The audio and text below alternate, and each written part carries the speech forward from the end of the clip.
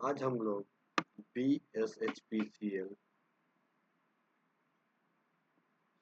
के लिए हम लोग क्वेश्चन एक प्रैक्टिस सेट देख रहे हैं। यह केरल पब्लिकेशन का बुक से प्रैक्टिस सेट देख रहे हैं। पिछले वीडियो में हम लोगों ने 1 से 25 क्वेश्चन तक का प्रैक्टिस किया था। आज हम 26 से लेके 50 तक का प्रैक्टिस सेट देखेंगे। तो 26वां क्वेश्चन देखते क्या है। मोहित एक स्थान ए से चलना आरंभ किया। मोहित एक स्थान ए से चलना आरंभ करता है तथा बी पर 12 घंटा में पहुंचता है। वह कुल दूरी का 1/5 भाग में 6 किलोमीटर प्रति घंटे की गति से तय करता है। तो शेष दूरी 8 किलोमीटर की गति से तय करता है। तो ए तथा बी के मध्य दूरी निकालना है। यहाँ क्या करना है, ए और बी के मध्य दूरी निकालना। तो यहाँ करेंगे माना ए तथा बी के मध्य दूरी बराबर 1 किलोमीटर। तो देखते हैं 1/5/6 प्लस 4x 5/8 इक्वल टू 12। इसी को हम लोग सोल्व करते हैं तो इसके बाद होगा 1/30 प्लस 4x/40 बराबर 12। तो 1/30 प्लस x/10 बराबर 12।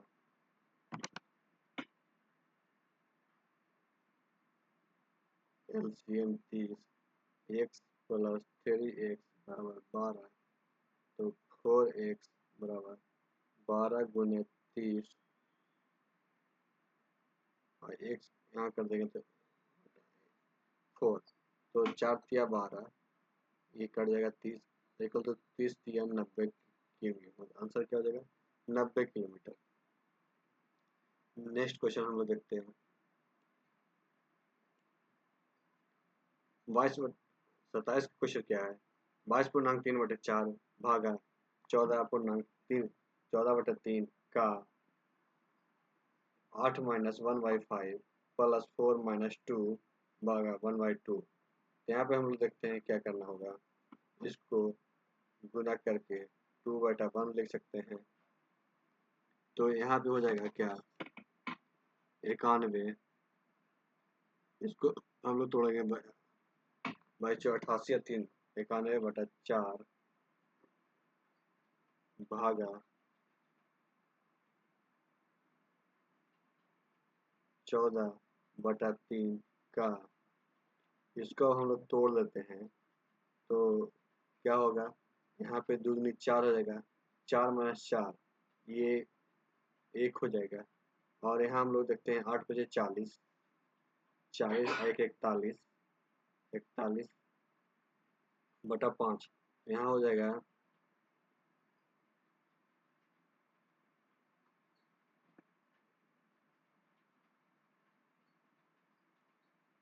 8 1/5 प्लस 4 ये कट गया, कैंसिल हो गया। फिर यहाँ 91/4 भागा 14/3 का, यहाँ हम लोग सीधा सीधे कर देते हैं 8 बजे 40 और -1 39/5 डायरेक्ट कर दिए 39/5 का को गुना में कर दिए तो 14/3 इतना गुने इतना करके अब हम लोग यहाँ कर लेंगे 91/4 भागा 14 गुने यहाँ पे 33-39 13/5।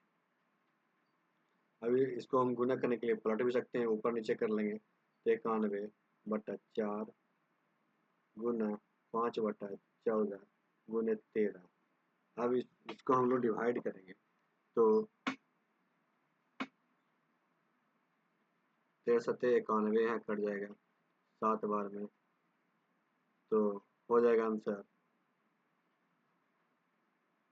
7 गुने 5/4 गुने 14, तो 7 दूनी फिर 14, मतलब 5/8, 5/8 आंसर होगा।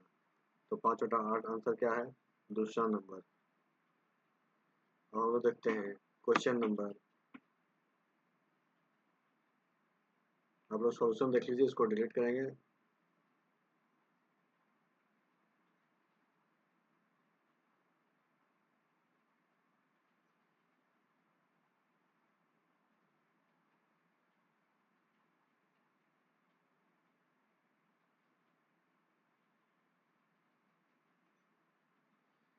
हम लोग देखते हैं 28 नंबर क्वेश्चन क्या है। यदि ए कॉमा बी से 20% कम हो, ए बी से 20% कम हो, तो 2b माइनस ए बटा ए का मान क्या होगा? तो ए क्या है? ए बराबर 100 माइनस 20 बराबर 80। ए क्या है? 20% कम है तो 100 माइनस 20 से 20% कम है तो इसको मतलब 20 कर दिए तो 80 हो गया। और बी कितना है? तो 20 100 है, तो यहाँ हम लोग करते हैं 2 गुने 200 माइनस 80 बटा 80। 2 गुने 100, 100 था बी, 100 था, तभी ये हम लोग उसमें 20 माइनस करके 80 करते हैं, तो 200 में से 80 गया, बचा 120 बटा 80। इसको काट देंगे, इसका आंसर हो जाएगा 3/2। आंसर क्या होगा? 3/2। नेक्स्ट क्वेश्चन हम लोग देखते हैं।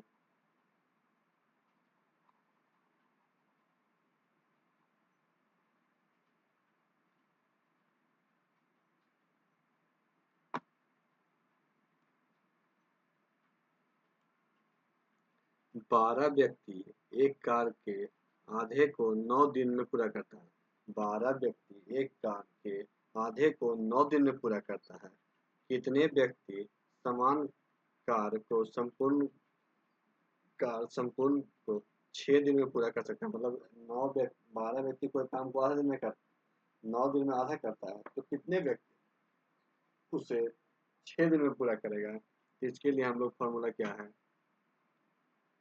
M1 D1 बटे W1 बराबर M2 D2 बटे W2। यहाँ क्या है?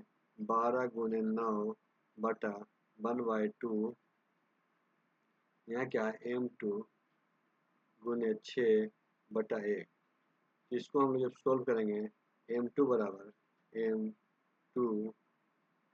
बराबर 12 गुने 9 गुना 2 बटा 6, तो आंसर हो जाएगा 36। तो कितने व्यक्ति की जरूरत पड़ेगा? तो यहाँ पे देखते हैं 36 व्यक्ति की जरूरत पड़ेगा।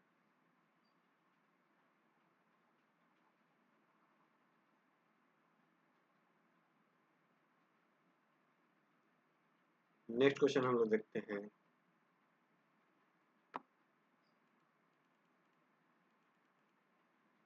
एक त्रिभुज की भुजाएं का अनुपात, एक त्रिभुज की भुजाएं का अनुपात 4:3:2 है। एक त्रिभुज की भुजाएं का अनुपात क्या है? 4:3:2 है।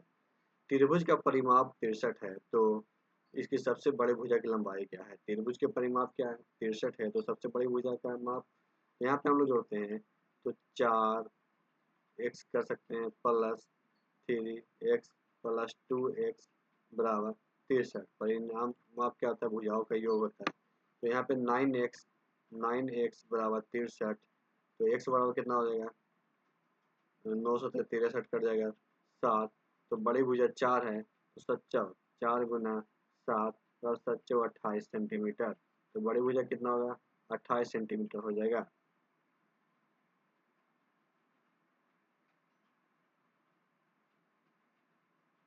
नेक्स्ट हम लोग देखते हैं, नीचे दिए गए बार चार्ट में 7 क्रमागत वर्ष, नीचे दिए गए बार चार्ट में 7 क्रमागत वर्ष y1 y2 y3 y4 y5 y6 तथा y7 के लिए व्यय से राजस्व के अनुपात को दर्शाता है।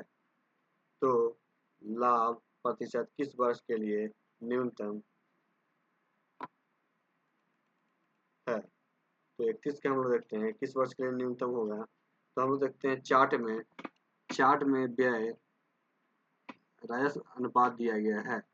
तो व्यय राजस्व अनुपात में क्या है, लाभ अधिक होने के व्यय कम व राजस्व अधिक होगा। यह अतः अधिक लाभ के लिए व्यय राजस्व अनुपात कम होना चाहिए तथा लाभ कम होने के लिए अनुपात अधिक होना चाहिए। अतः लाभ प्रति वर्ष क्या है, 22/7 के लिए न्यूनतम है। तो 22/7 के लिए लाभ क्या है, न्यूनतम है। तो इसका आंसर क्या होगा, पहला। तो 32 नंबर क्वेश्चन है, एक वस्तु का अंकित मूल्य उसके क्रय मूल्य से 60% अधिक है। किसी वस्तु का जो अंकित मूल्य है क्या है, क्रय मूल्य से 60% अधिक है। तो वस्तु को 20% लाभ पे बेचा जाए तो छूट का परसेंट, अगर वस्तु का अंकित मूल्य मान लेते 100 है तो उसका जो क्रय मूल्य है, क्रय मूल्य 100 है तो अंकित मूल्य क्या होगा, अंकित मूल्य 100 + 60 = 160। तो क्रय मूल्य हो गया 100 और अंकित मूल्य क्या है, 60% अधिक है, तो 100 + 60 = 60 हो जाएगा। अब यहाँ देखते हैं कि छूट परसेंट बना 1 से, छूट का जो परसेंट है 1 से, और हमें 20% लाभ पे बेचना है। तो विक्रय मूल्य क्या होगा, विक्रय मूल्य होगा 160 का 100 - 1 बटा 100 बराबर 120%। मतलब हमें 20% के प्रॉफिट होना चाहिए। तो इसको जब हम लोग सोल्व करेंगे तो आ जाएगा आंसर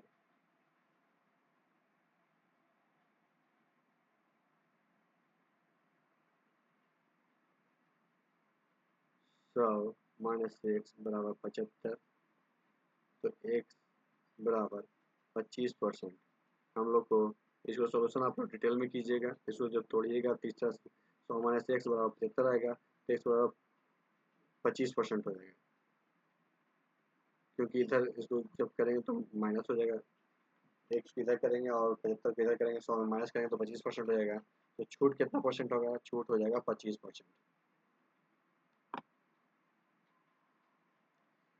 33 क्वेश्चन नंबर देखते हैं। एक लंबवृत्तीय शंकु का आयतन 32 सेंटीमीटर है। एक लंबवृत्तीय शंकु का आयतन कितना है, 32 सेंटीमीटर क्यूब है। यदि शंकु की लंबाई 24 सेंटीमीटर हो तो इसके आधार की त्रिज्या क्या होगी। शंकु की लंबाई कितना 24 सेंटीमीटर हो तो उसके आधार की त्रिज्या क्या होगी। तो हम लोग देखते हैं यहाँ शंकु का आयतन कितना है, तो 1232 सेंटीमीटर क्यूब है। और हम लोग को इसमें तो 1/3 पाई r² h बराबर 1232। यहाँ पे पाई का मान जैसे 1/3 गुना पाई का मान हो गया 22/7 गुना r², त्रिज्या निकालना है तो r² और h, शंकु की जो लंबाई है 24 सेंटीमीटर है, गुना 24 बराबर 1232। इसको जब हम लोग तोड़ेंगे, इसको r² बराबर क्या होगा 1232 गुना, जो नीचे में उसको ऊपर कर देंगे तो 7 गुना 3 बटा बटा में आ जाएगा 22 गुना 24। तो r² बराबर क्या होगा 49। जब हम लोग कैलकुलेशन करेंगे तो क्या होगा, r² बराबर 49, तो r बराबर क्या होगा 7। तो आंसर त्रिज्या क्या होगा 7 सेंटीमीटर।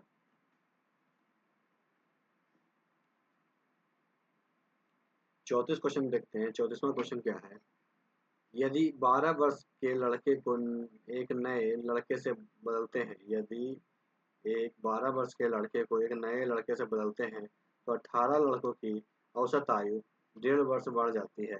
तो नए लड़के की आयु क्या होगी। यहाँ पे हम लोग को नए लड़के की आयु निकालना है। तो नए लड़के क्या है, तो हम लोग इसको सोल्यूशन कर लेंगे कि पहले 12 + 18, जो 18 लड़के हैं उसमें क्या होगा 1.5 वर्ष बढ़ जाएगा। तो इसको हम लोग जब सोल्यूशन करेंगे तो जो नए लड़के की आयु होगी यहाँ 12 प्लस 27 बराबर 39 वर्ष। जो नए लड़के की आयु 39 वर्ष होगी। 35 देखते हैं क्वेश्चन। एक लंब वृत्तीय शंकु का आयतन 2464 है। एक लंब वृत्तीय शंकु का आयतन क्या है? 2464 सेंटीमीटर क्यूब है। यदि शंकु की लंबाई 12 सेंटीमीटर होगी, यदि शंकु की लंबाई क्या है? 12 सेंटीमीटर, तो इसके आधार की त्रिज्या क्या होगी? तो हम लोग इसको निकालेंगे। इसी जो पुराना फॉर्मूला था 1/3 पाई आर स्क्वायर एच बराबर 2464। तो 1/3 22/7 पाई का मान और आर स्क्वायर गुना एच हो जाएगा 12 सेंटीमीटर बराबर 2464। यहाँ पे कर लेंगे आर स्क्वायर बराबर 2464 गुने 27 बटा 22 गुना 12। जब हम लोग कैलकुलेशन करेंगे तो आएगा आर स्क्वायर बराबर 196। तो आर बराबर 14 सेंटीमीटर। आंसर क्या होगा? 14 सेंटीमीटर। तो नेक्स्ट क्वेश्चन देखते हैं 36 नंबर। 8 संख्याओं का औसत 44 है। 8 संख्याओं का जो औसत है वो क्या है? 44 है। यदि प्रत्येक संख्या में 22 जोड़ दिया जाए, यदि प्रत्येक संख्या में क्या है? 22 जोड़ा जाता है तो औसत 47 बन जाता है। तो 22 का मान क्या होगा? तो 22 का मान निकालने के लिए हमको क्या करना होगा? 22 का मान निकालने के लिए जो 8 संख्या है उसमें क्या होता है? 47 बढ़ जाता है और माइनस जो 8 संख्या है उसमें क्या होता है? 8 संख्या का पहले औसत कितना था? 44 था। और प्रत्येक संख्या में 22 जब जोड़ा जाता है तो उसका औसत कितना हुआ? 47 बन जाता है। तो 8 गुने 47 माइनस इतना, तो बटा संख्या का जो है 8 औसत निकालने के लिए यहाँ बचेगा ऊपर में 8 गुना 3/8 बराबर 3। तो 22 का मान कितना होगा? 3। यहाँ देखते हैं एक कमरे की लंबाई चौड़ाई तथा ऊंचाई 16 मीटर है। एक कमरे की लंबाई और चौड़ाई तथा ऊंचाई क्या है? 16 मीटर है। 12 मीटर तथा लंबाई कितना? 16, चौड़ाई 12, ऊंचाई 15 मीटर है। तो उस कमरे में रखी गई सबसे बड़ी छड़ की लंबाई क्या होगी? कमरे की सबसे बड़ी छड़ की लंबाई क्या होगी? तब हम लोग निकालते हैं छड़ की लंबाई बराबर under root L square plus B square plus H square. तो इसको हम लोग जब स्क्वायर करके लिखेंगे तो कितना हो जाएगा? 256 प्लस 144 प्लस 225 बराबर अंडर रूट 625 बराबर क्या होगा? 25 मीटर। आंसर।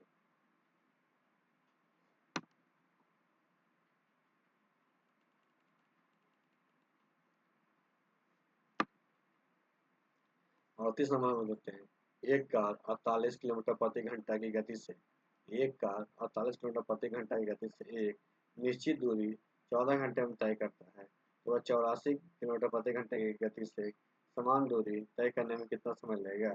तो इसका हो जाएगा दूरी बराबर गति गुना समय। दूरी बराबर गति गुना समय। तो 48 गुना 14 बराबर 8 घंटे। तो आंसर क्या होगा? 8 घंटा।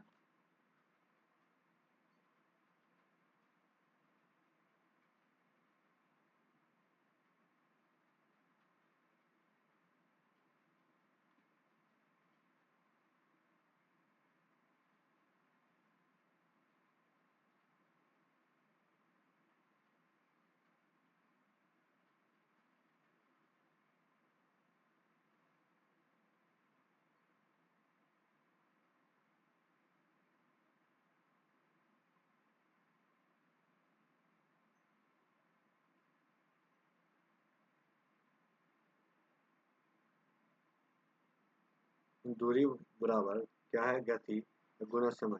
तो हम लोग गति क्या था? एक कार 48 किलोमीटर प्रति घंटे की गति से चलता है, निश्चित दूरी 14 घंटे में तय करता है। तो हम लोग यहाँ देखते हैं कि दूरी 48 मतलब दूरी हो गया, और गति क्या था 48 किलोमीटर के, और दूरी कितना था 14 किलोमीटर। जब हम लोग इसको निकालेंगे तो इससे कैलकुलेशन करके लाएंगे तो 14 किलोमीटर के दूरी हो गया। तो फिर इसको हम लोग कैलकुलेशन करके जब करेंगे तो 8 घंटे आंसर आएगा। 39 नंबर क्वेश्चन है, रमेश 75 वस्तु 10,800 की खरीदता है। रमेश 75 वस्तु कितना खरीदता है 10,800 तथा 5 वस्तु के विक्रय मूल्य के बराबर हानि पर बेचता है। 5 वस्तु के विक्रय मूल्य बराबर कितने में बेचता है हानि पे। एक वस्तु का विक्रय मूल्य क्या होगा, एक वस्तु का विक्रय मूल्य क्या होगा।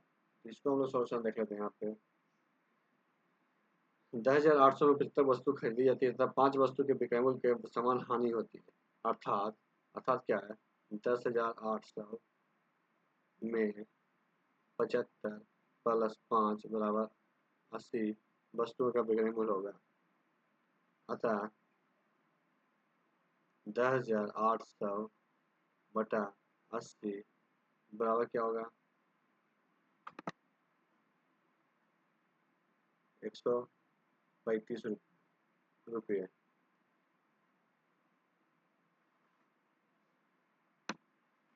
आंसर क्या होगा 135। अब हम लोग 40 नंबर क्वेश्चन देखते हैं। एक दुकानदार 25% छूट देने के पश्चात, एक दुकानदार क्या 25% छूट देने के पश्चात 40% लाभ कमाता है, तो अंकित मूल्य क्रय मूल्य से कितना परसेंट अधिक होगा। तो इसको हम लोग देखेंगे क्वेश्चन। माना कि अंकित मूल्य क्या है 100 रुपया है तथा क्रय मूल्य क्या है 100 रुपया। अंकित मूल्य x, क्रय मूल्य 100, बिक्री मूल्य क्या है x का 75% क्या हो जाएगा विक्रय मूल्य हो जाएगा। तो यहाँ पे 100 प्लस 40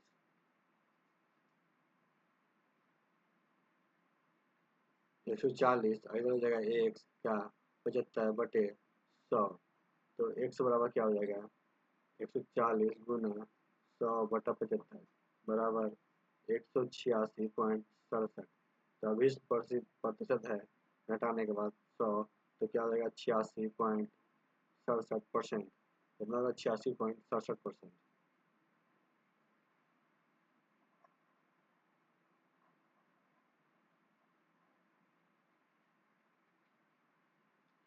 अब हम देखते हैं 41 नंबर क्वेश्चन। दिए गए वाक्यांश के लिए उचित शब्द का चयन कीजिए। दिए गए वाक्यांश के लिए क्या है उचित शब्द का चयन कीजिए। तो इसमें आलोचना करने वाला, आलोचना करने वाला क्या होगा आंसर आलोचक। आलोचक का अर्थ है जो किसी वस्तु के गुण या दोष की विवेचना करे, उसे हम लोग क्या कहते हैं आलोचक कहते हैं।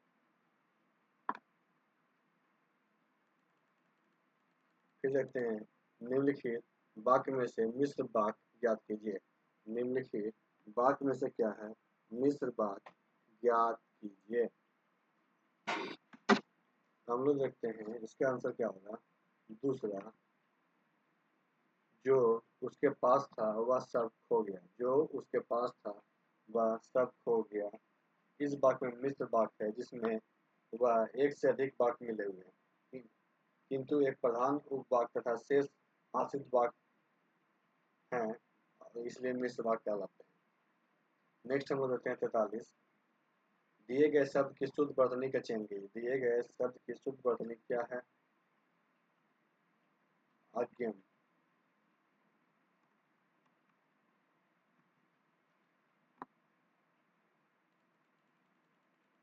अब हम देखते हैं 44 नंबर। निम्नलिखित प्रश्न में से दिए गए 4 विकल्प में से उस विकल्प का चयन करें जो दिए गए मुहावरे के अर्थ को सर्वश्रेष्ठ रूप से व्यक्त करता है। दिए गए प्रश्न के 4 विकल्पों में से उस विकल्प का चयन कीजिए जो दिए गए मुहावरे के अर्थ को सर्वश्रेष्ठ रूप से व्यक्त करता है। इसका आंसर हो जाएगा आग लगाकर पानी लेकर दौड़ना, आग लगाकर पानी को लेकर दौड़ना। इसका आंसर होगा पहला, पहले झगड़ा करवाना फिर शांति के लिए प्रयास करना। नेक्स्ट देखते हैं दिए गए शब्द में अव्यय ज्ञात कीजिए। इसमें है घर के अंदर घर के अंदर लड़की बैठी है, तो जिसका आंसर क्या होगा संबोधात्मक। 46 देखते हैं, निम्नलिखित में से विराम चिन्ह का क्या अर्थ है? निम्नलिखित में से विराम चिन्ह का क्या अर्थ है? तो इसका आंसर होगा ठहराव। भाषा में लिखित रूप से ठहराव के स्थान पे निश्चित रूप से एक संकेत चिन्ह लगाए जाते हैं, जिन्हें हम लोग विराम चिन्ह कहते हैं। विराम चिन्ह के प्रयोग से भाषा में स्पष्ट होता है कि और भाव समझने में सुविधा होती है।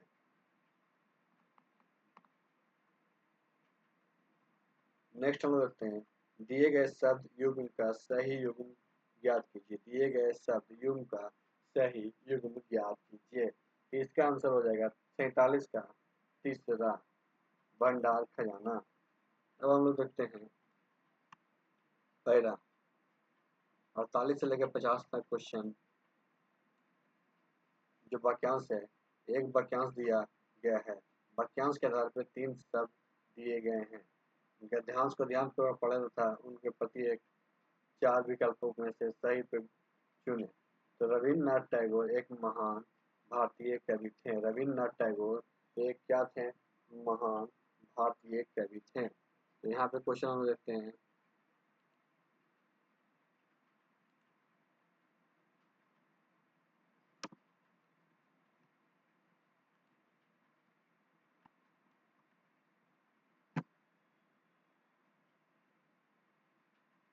रविन्द्रनाथ टैगोर एक खालिस्तान थे, तो क्या थे?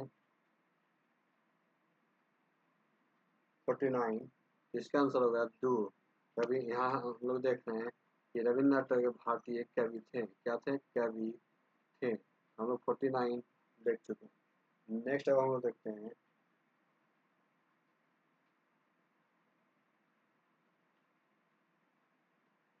उनका जन्म 7 मई 1861 को कलकत्ता के जोर शोके में हुआ था। तो रविन्द्रनाथ टैगोर का जन्म कब हुआ था, ये क्वेश्चन है। तो इसका आंसर क्या होगा?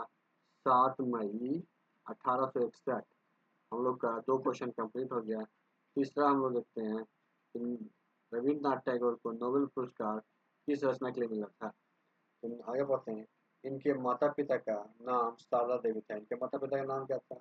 माता शारदा देवी और महर्षि देवनाथ टैगोर पिता थे। टैगोर ने अपनी शिक्षा घर में ही विभिन्न विषयों के निजी शिक्षक के संरक्षण में ली थी। कविता लिखने की शुरुआत में इन्हें बहुत कम उम्र में ही कर दी थी। वे अब भी एक प्रसिद्ध कवि बन गए थे, क्योंकि उन्हें हजारों कविताएं, लघु उपन्यास, गाने, निबंध, नाटक आदि लिखे। टैगोर और उनके कार्य पूरा विश्व भर में प्रसिद्ध था। वे पहले ऐसे भारतीय बने जिन्होंने गीतांजलि महान नामक अपने महान लेखन के लिए 1913 में नोबेल पुरस्कार से सम्मानित हुए। तो रविन्द्रनाथ टैगोर को नोबेल पुरस्कार किस रचना के लिए दिया गया था?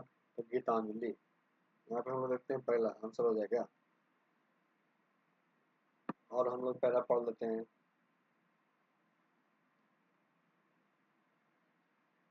सम्मानित किया गया। वे एक दर्शन शास्त्री, एक चित्रकार और एक महान देशभक्त भी थे, जिन्होंने हमारे देश के राष्ट्रगान जन मन गण की रचना की। रवि टैगोर गुरुदेव के नाम से भी प्रसिद्ध थे। वे एक महान भारतीय कवि थे, जिन्होंने देश के लिए प्रसिद्ध लेखन कार्य किया। बेशक वे कालिदास के बाद एक महान कवि थे, उन्होंने भी पूरी दुनिया में एक महानतम कवि और एक लेखक के रूप में प्रसिद्ध थे। उनका जन्म महर्षि देवनाथ नाथ टैगोर और शारदा देवी के घर 1861 में 7 मई को कोलकाता में हुआ था, जो कि क्वेश्चन था ऊपर हम लोग देखे थे। और जोड़ साको में एक अमीर और सुसंस्कृत परिवार में हुआ था। 1875 में जब टैगोर 14 वर्ष के थे, तभी उनकी माता पिता का देहांत हो गया। बहुत कम उम्र में उन्होंने कविता लिखने के लिए अपनी रुचि को विकसित किया कर लिया था। वे चित्रकार, दर्शन शास्त्री, देशभक्त, शिक्षाविद, उपन्यासकार, गायक, निबंध लेखक, कहानी लेखक और रचनात्मक कार्यकर्ता भी थे। तो यहाँ पे देखते हैं हम लोग क्वेश्चन, इससे 3 क्वेश्चन था। उनका जन्म कब हुआ था हम लोग देख लेते, 7 मई 1861 को। दिए गए वाक्य में रिक्त स्थान की पूर्ति करना। रविन्द्रनाथ टैगोर क्या थे? एक महान कवि थे। रविन्द्रनाथ टैगोर को नोबेल पुरस्कार कम किसके लिए मिला, तो गीतांजलि के मिला। तो आज की वीडियो यहीं पर समाप्त करते हैं। वीडियो अच्छी लगी तो वीडियो को लाइक कीजिएगा, दोस्तों को शेयर कीजिएगा और हमारे चैनल को भी सब्सक्राइब कीजिएगा। वीडियो देखने के लिए आपका धन्यवाद।